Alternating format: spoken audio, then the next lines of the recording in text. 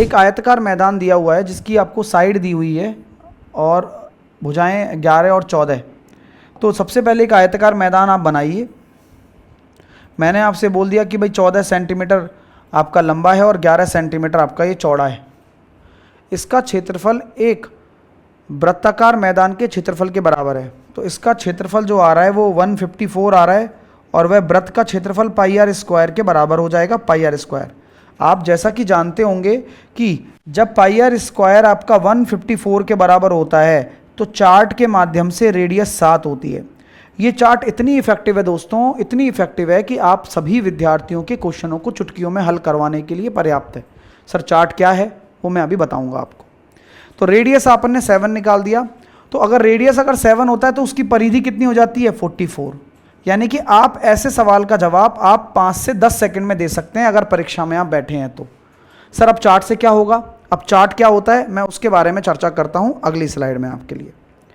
देखिए चार्ट में क्या है दोस्तों कि ये एक इस तरह की चार्ट होती है जहां पर रेडियस हम 7 के गुणज में लेते हैं और फिर हम उसका एरिया की बात करते हैं और फिर हम उसके सरकमफेरेंस की बात करते हैं।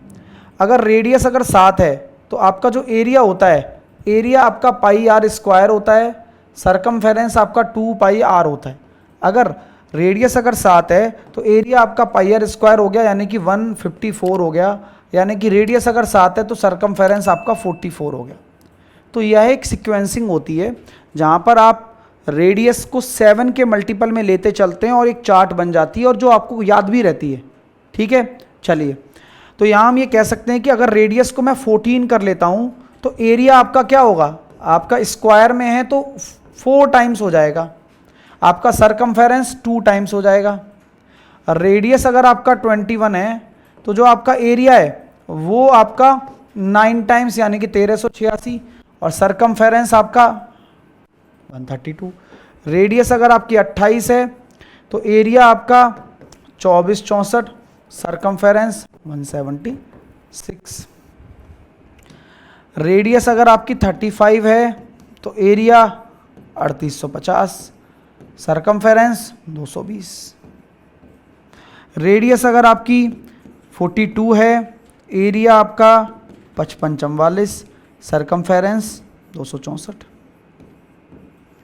रेडियस अगर आपकी 3.5 है तो एरिया आपका 38.5, सरकमफेरेंस 22।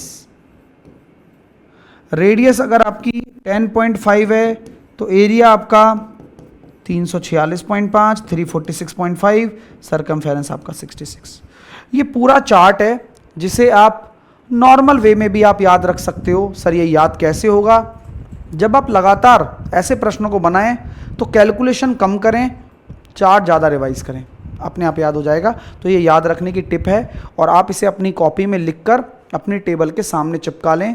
जब भी 7 के मल्टीपल में रेडियस आएगी तो तुरंत आप पाई आर स्क्वायर और 2 पाई आर कैलकुलेट करके आंसर दे सकते हो। ये काफ़ी इफेक्टिव है। ठीक है दोस्त, चलिए।